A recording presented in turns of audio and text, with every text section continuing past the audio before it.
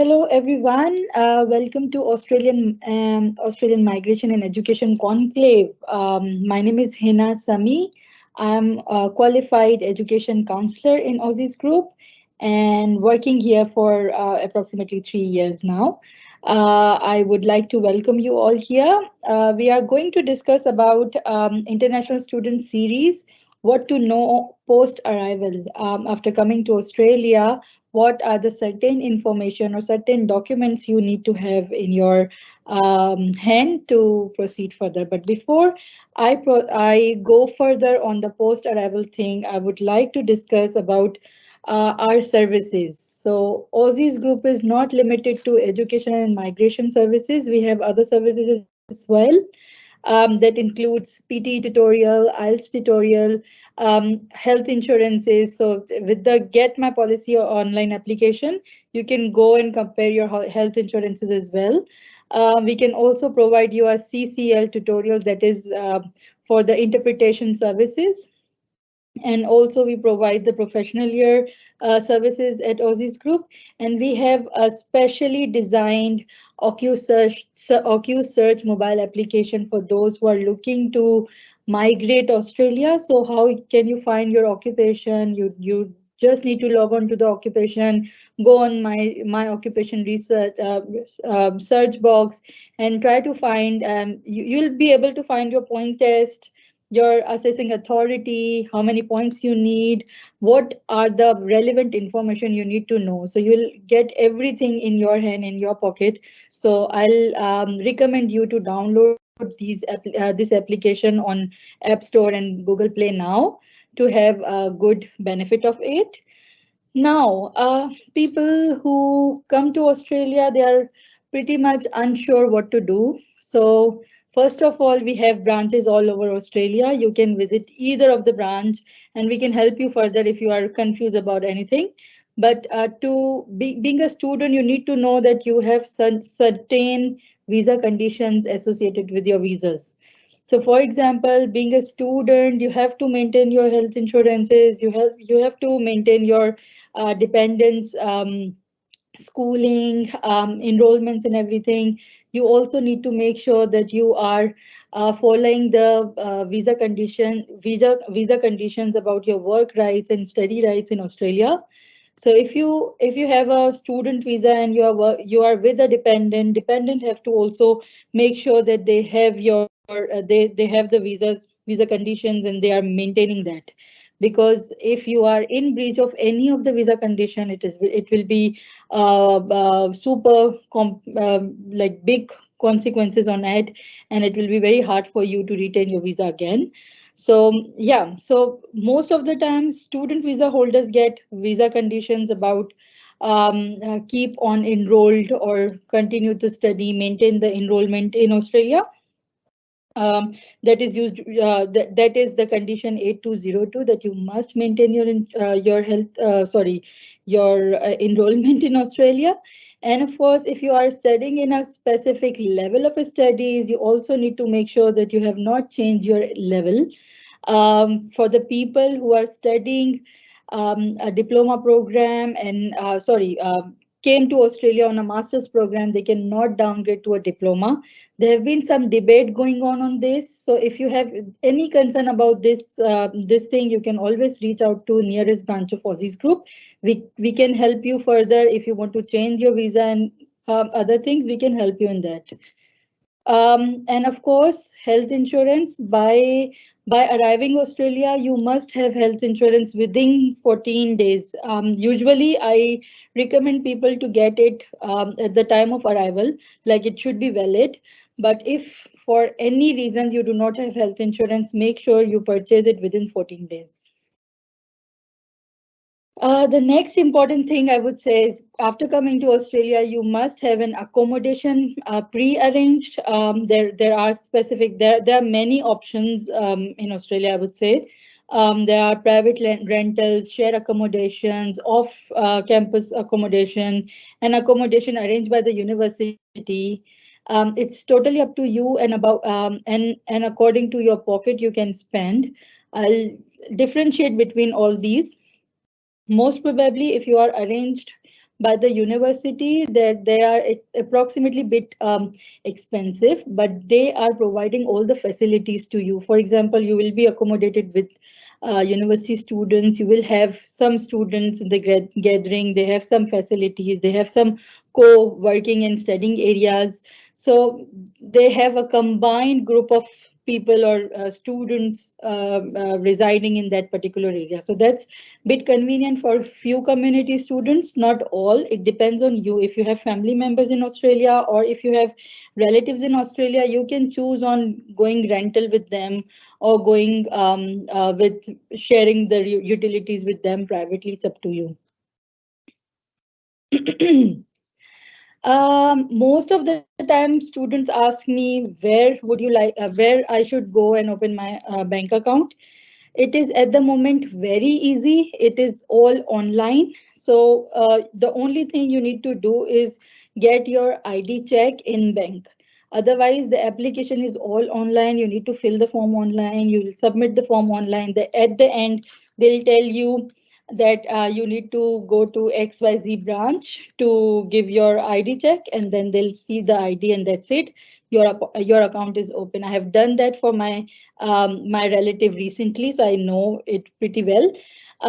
As far as which account or which bank is concerned, it's totally up to you. Whatever you feel is convenient for you. Mostly students choose Commonwealth Bank of Australia because it is available everywhere. You can choose ANZ, you can choose Westpac. There are a lot of branch and bank options in Australia, so you can go with either. There is no such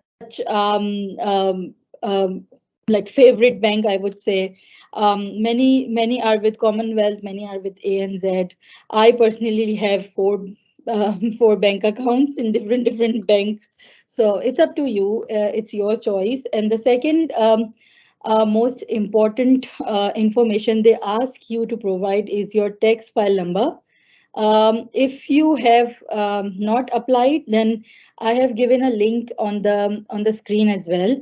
You need to go to ato.gov.au, then form, then TFN application for individuals, and then fill up the application form. It take, I believe, 3 to 4 weeks to reach to your home. They'll give you a number. You need to submit this to your bank account. So whenever you start working for any company, they would require this information. It's related to tax. And furthermore is your orientation. Most of the time student doesn't know where to go, when is the orientation, what is the I'm arrived Australia now, what I should do. So it's clearly provided in your COE as well as with the agent. I'm not sure if you are coming through Aussizz group. We actually provide everything to the students so they don't miss out anything. But in case you have selected a different agent and you're coming to Australia, you don't have information, you can visit nearest branch of Aussizz, or else you can go on your COE. Most of the time, orientation information are always written on the COE. If it's not, then you at least need to know your provider's details. You can visit that provider and ask them for the further details, whatever you are going through and whatever you need. Okay. Yeah. So since you came to Australia, you'll be a bit new, so you don't know how to travel in Australia. What are the public transport facilities available to you? So I'll tell you a brief about that. So wherever you live in Australia, wherever you live in Australia, no matter if you are in Melbourne, Sydney, Perth, Brisbane, anywhere, there has to be some public arrangements for you to arrange you to come to city or go or travel somewhere. There has to be an Uber, taxi, a bus available to the public, or maybe train station. So I would tell you about Melbourne, Sydney, Perth. They have train stations, so people don't find it difficult to reach city area. And usually you only need to buy a 1 day pass or 1 week pass in Perth. In Melbourne, it is Mikey. So you need to go and buy maybe full fare, or you can buy a 1 month pass that will allow you to enter and exit anytime. and multiple times through that public transport. And also this option is available in Sydney, and they use Opal card for that. So I have been to Tasmania as well. They don't have the train stations, but they have public transport, and they call a card, the payment card, a green card, that will allow you to travel from here to there through bus arrangements. So I'm pretty much sure wherever you are coming to Australia, there have been arranged a public transport for you. It will be either train stations or bus or trams. The second thing, this is the Australia is a free country, and but they have some rules and regulations to follow. They have some equality rules. They have some safety precautions for the people who are drinking, smoking, you know. So just be aware of whatever you are doing. If it is under the law, it should be fine. But if you are breaching any rules or any regulations of Australia, that will be serious consequences. So just be in the mind that you get familiar to the rules and regulations in Australia. Drunk and drive is not permitted anywhere in the world. So just be aware of, just be bit of conscious that whatever you are doing, it should be under the law, and you do not breach any visa condition or any regulations in Australia, including disciplines. As far as culture is concerned, there have been more than 200 culture and languages are spoken in Australia. I'm particularly from background in the subcontinent. So I'm Muslim, and I've seen many people, many Muslim community. If you are Hindu, if you are practicing Christianity, there you will find merge of the people, mix of the people who are from different religions and beliefs. So you have to give respect and take respect in that sense. The third thing, the fourth thing, there have been a lot of career guidance support available. So, for example, you are going through any depression kind of phase or any difficulty in something, there have been always support available. You just need to reach out to the specific organization for that. People suffer some domestic violences as well in their home country or maybe in Australia. You can speak about it to your counselor and then seek advice with them. It's totally available, and you must feel that you are safe and secure in Australia. So if you are in danger or something, just be mindful that there are services available for you where you can take full advantage of.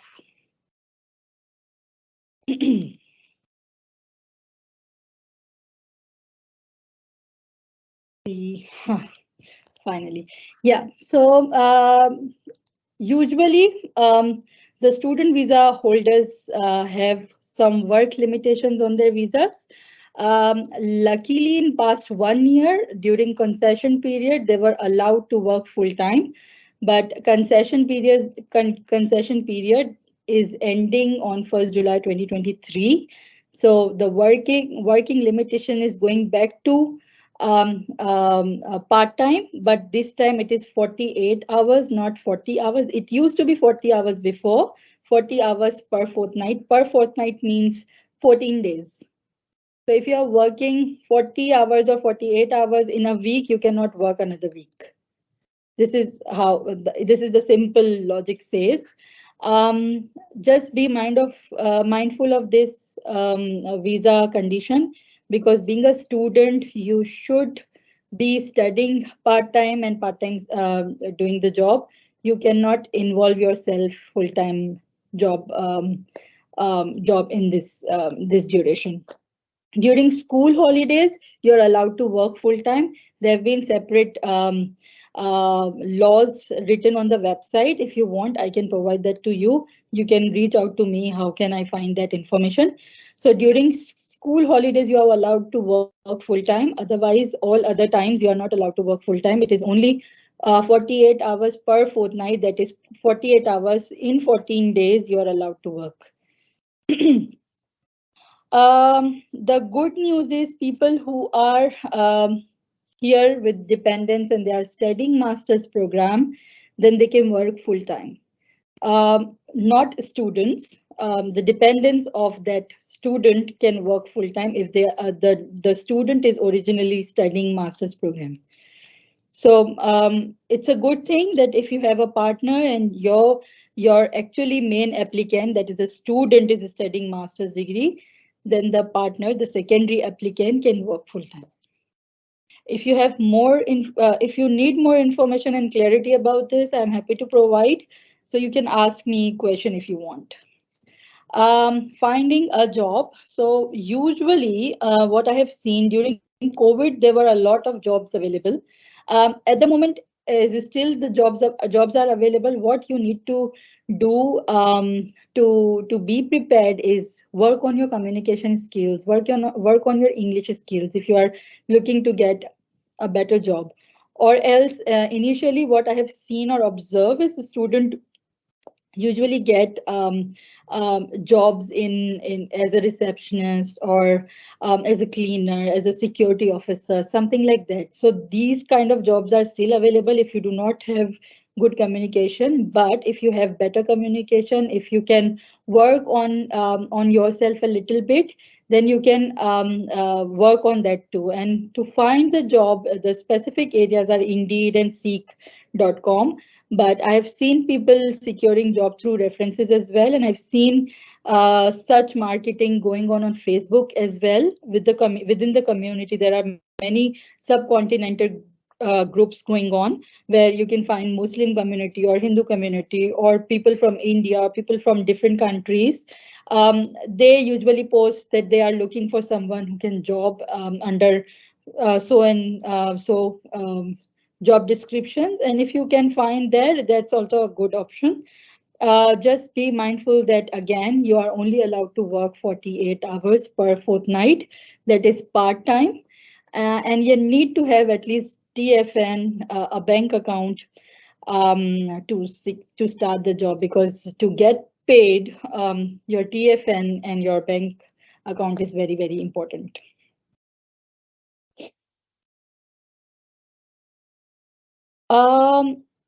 Besides your safety and concerns, sometimes students feel insecure, or if you have any kind of challenging going on, you can reach out to people. It's very important for you to understand how you can adopt the lifestyle of Australia. People get challenged when they don't know the place they are going. They sometimes get lost. But in city, usually there have been some public transport arrangements, some rental bikes are available in Melbourne. I live in Melbourne, so I've seen bikes are available. People are very, very supportive and helpful. If you are lost somewhere, you can seek for support.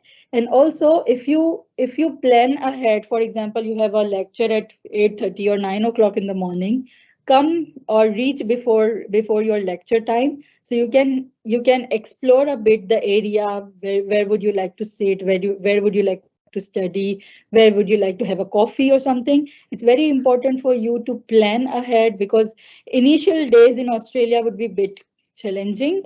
You don't know where to go, you don't know where is your university, and if you lost your path, it will be very hard for you to solve the puzzle. So I would recommend that if you plan and come before the lecture starting time, that is 15-20 minutes before that, then you can actually do not need to rush anywhere, and you can explore it with some cold breeze in the morning and all, so you can enjoy that thing. I think it's pretty much all. I'm happy to take questions if anyone has. Thanks a lot, Hina, for the informative session. I'm sure the participants enjoyed, and thank you everyone for attending this session. Well, we have our first question from one of the participants who mentions that I'm an onshore bachelor's student. I need advice on what should I do after my bachelor's. Should I pursue master's or professional year? Um, Uh, I think, what? yes, please go on. Yes. Is that it, or there is like more question Uh, associated with this? there's a bit of addition that is Okay. the person was looking for a link for accounting pathway for PR but couldn't find one. So I'm sorry, that was covered in our day one sessions. Just to mention that, Janvi, and I really appreciate if you could lead to the right person. Maybe if you can give some insights on this. Sure, not a problem. So first of all, people who complete their degrees in Australia, they have to seek migration advice, because to gain an overall knowledge about what to do and how to proceed further in the career is best if you can seek a migration advice and have a look about your current profile and how you can get your migration pathway done. As far as your own, if you're asking my recommendation, it depends on how you can secure a job. If you believe that your bachelor's is enough, you can secure a job on that bachelor's. Go ahead, you do not need to study more. But what usually students do is they study master's program to gain extra advanced knowledge, and to work on their curriculum, or they want to learn more, and get a top of it, another good qualification to add on the profile. So if that's the case, then you should study more. It's totally up to you. And there are few people who do master's program to give the partner's study rights thing. So that is all case to case base. As far as my information is, after completing a bachelor degree in Australia, you can apply for TR as well. But on bachelor degree, the TR duration is 2 years. If you study master's program and apply for TR, then you get 3 years duration. So it depends on your own, selections as well, whether you want to pursue longer duration of TR, do you want to bring your partner and ask them to work in the meantime. It's totally up to you and your, um, you know, think that what do you want to do. So I believe you can do either way. You can apply for the TR, or you can start studying in a master's program. It depends on your case. I hope this answers the question. Thanks, Hina. Actually, I think it would be best for Janvi as well to drop you an email, and I have mentioned in chat your email address. It would be great if later on after the session, if you can guide her to the right person. Moving on to the next participant, we have a question about what are the essential things that a new international student should know about living in Australia after their arrival. I think I've covered that part in the presentation as well. What you really need to have in the pocket is your health insurance. You need to know about your surroundings, where you are living, what are the facilities available there. Like we have Coles supermarket, Woolworths. These are the basic thing, and I think essential for the daily lifestyle. Um, and the second thing is, what usually I have heard from the people is they don't find friends very quickly. So if you are feeling like you are lonely, or you do not have some friends, I'll recommend you to socialize a bit, join community centers, join sports clubs, so you can be interactive with this new students and old students, and you can learn as well as you can make friends. So you get a feeling of home, rather than being feel like you are a new person here and you cannot make mix match in the society. It's not the case. It's you who have an hesitation in your side, and you can get rid of it by initiate with other people. I would say people here are very, very supportive. I haven't seen who are talkative like me. They don't suffer with this friendship and all. It's just that you need to initiate and speak a bit, and just like that. So this is what I believe an essential thing. You don't wait for people to contact you. You make a first try, and then you'll find friends easily. Thank you, Hina. Actually, I believe that you have covered this part a little bit, but maybe I'll take up one of the follow-up questions on just what you mentioned, which is what are the opportunities for international students to engage in extracurricular activities or cultural events to enhance their overall experience in Australia?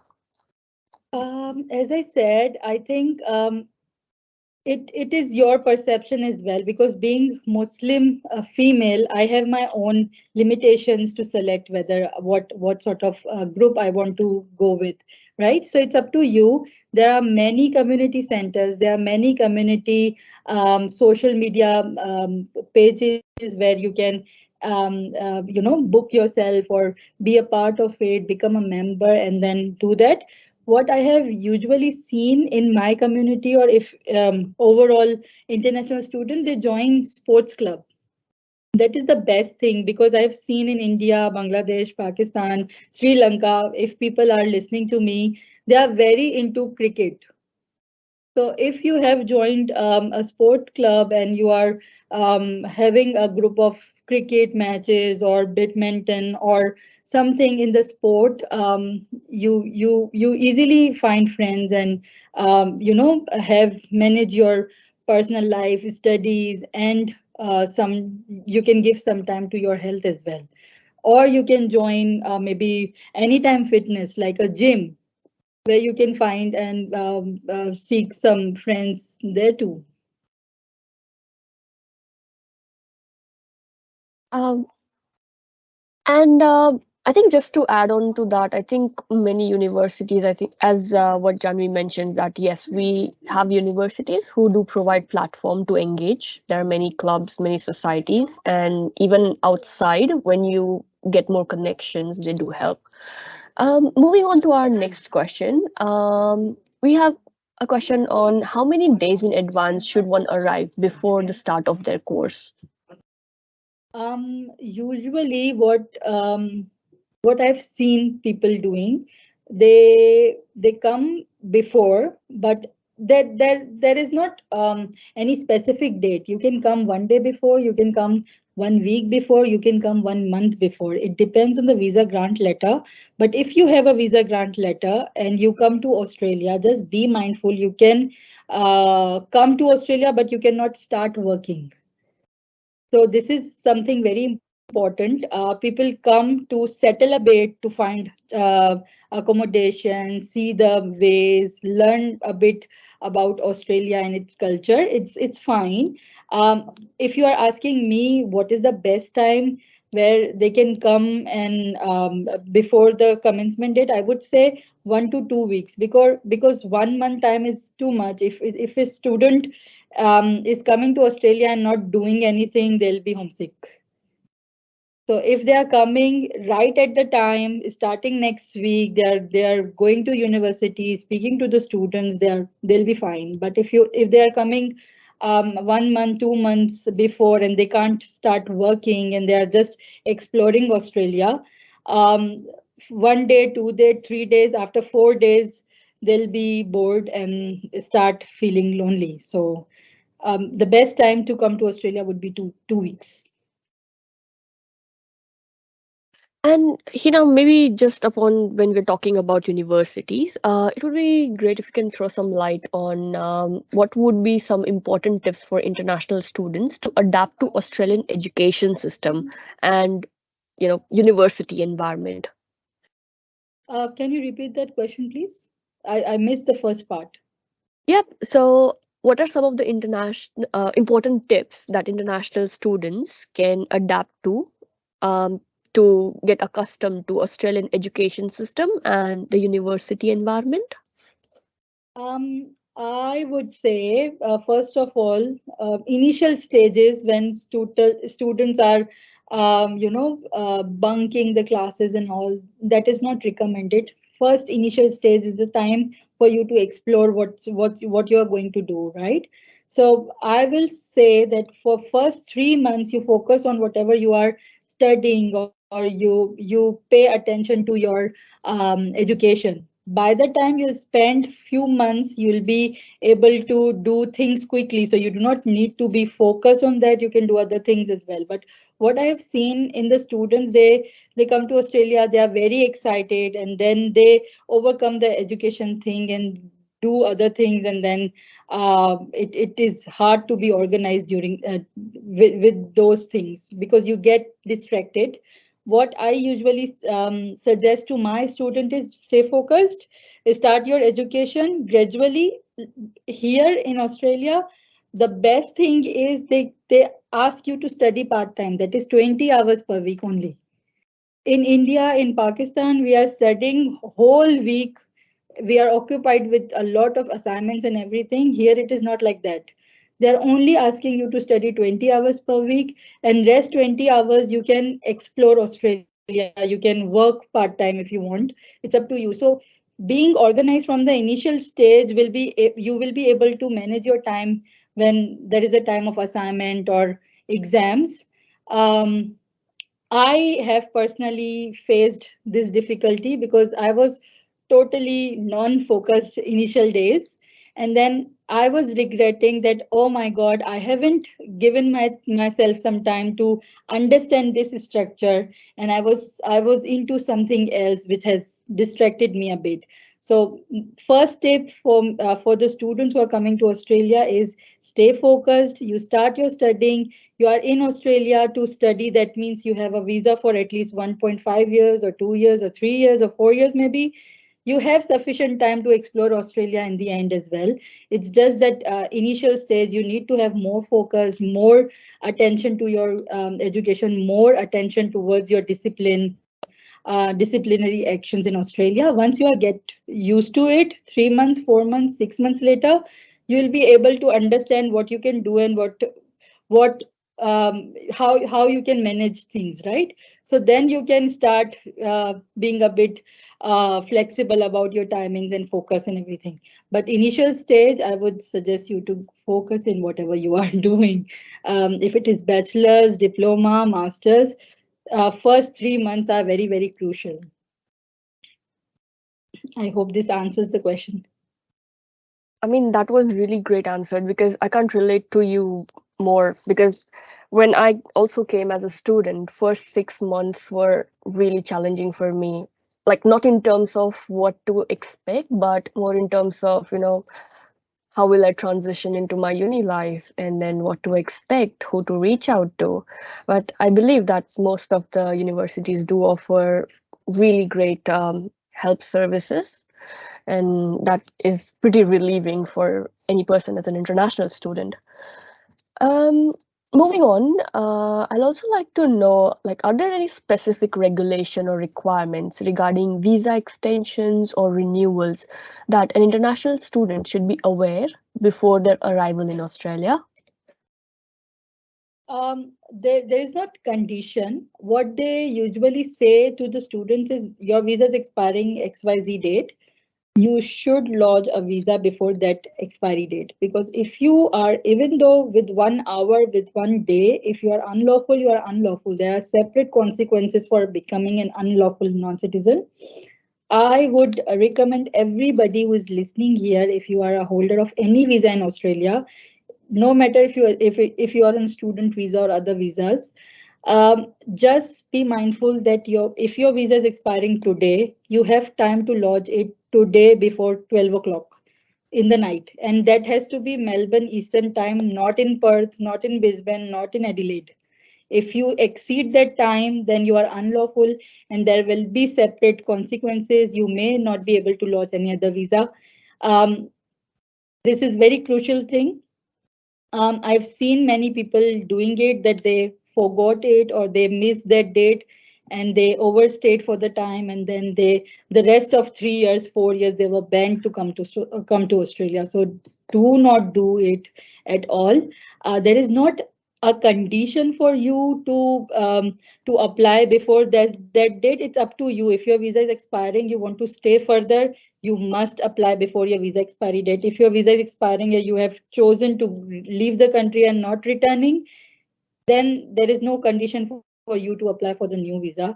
You can simply go and then not return, or maybe apply in the future.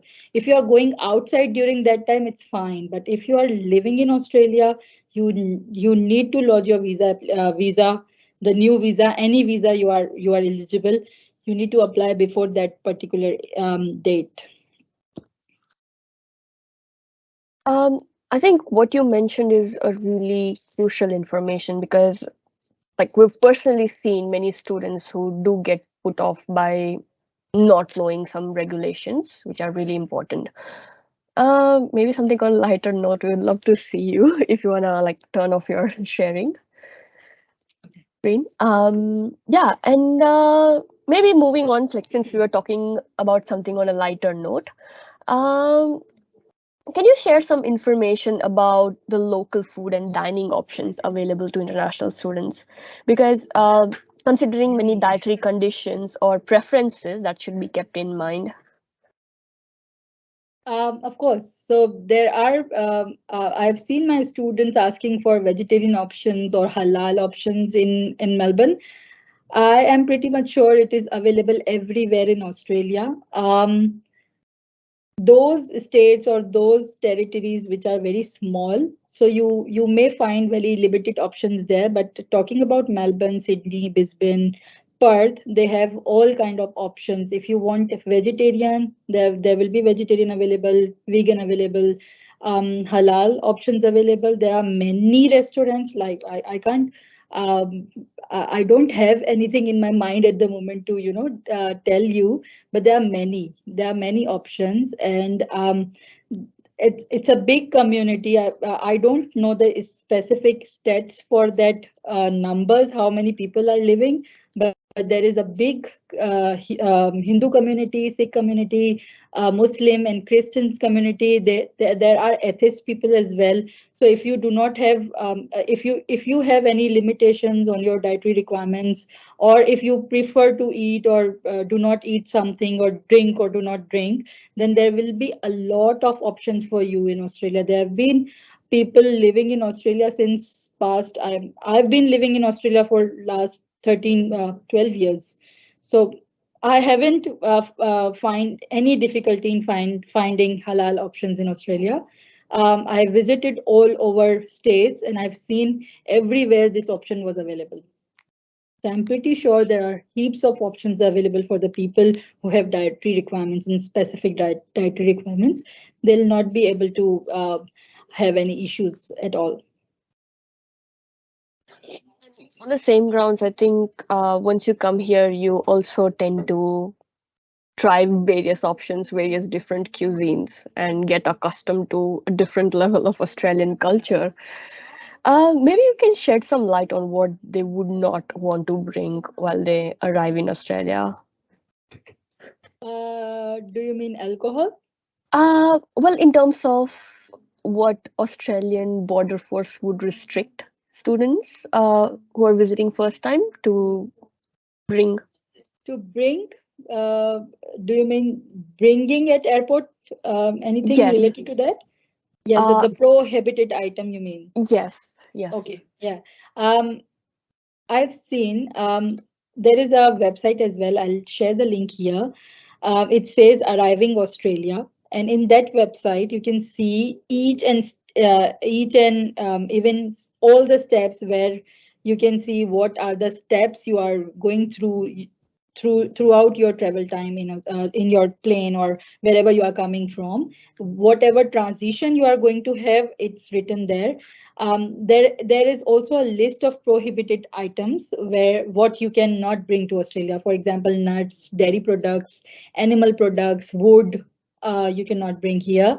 And even though if you are bringing a high amount of cash, for example, you are bringing more than 10,000, you have to declare. If you are bringing your medicines, you have to declare that. If you are bringing something to eat, you have to declare that. They'll investigate a bit what you are bringing there. Open your bags and all. They'll see if you want to get rid of this process, then do not bring any eating items or dairy products or nuts in Australia. No. Otherwise, they'll open the bag, and if they see any prohibited item, they'll either throw it or they'll fine you.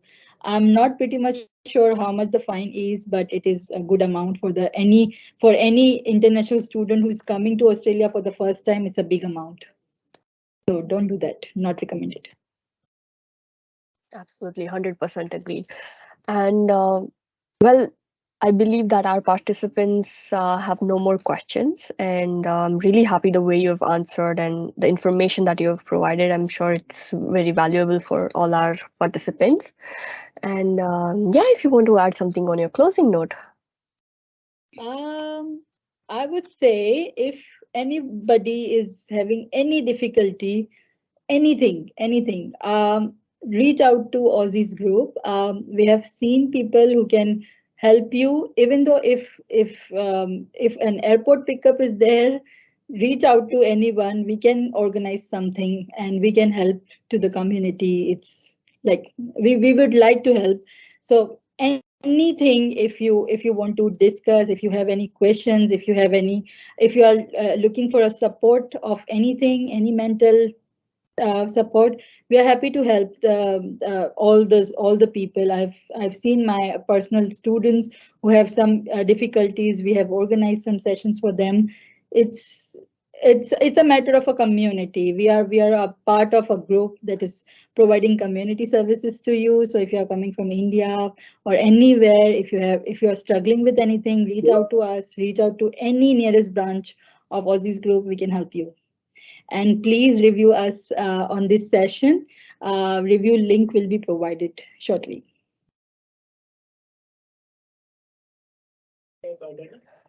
Thank you, Hina, and thank you everyone for joining. We'll be wrapping up the session. Thank you. Yeah, thank you. Bye. Nice to meet you all. Take care.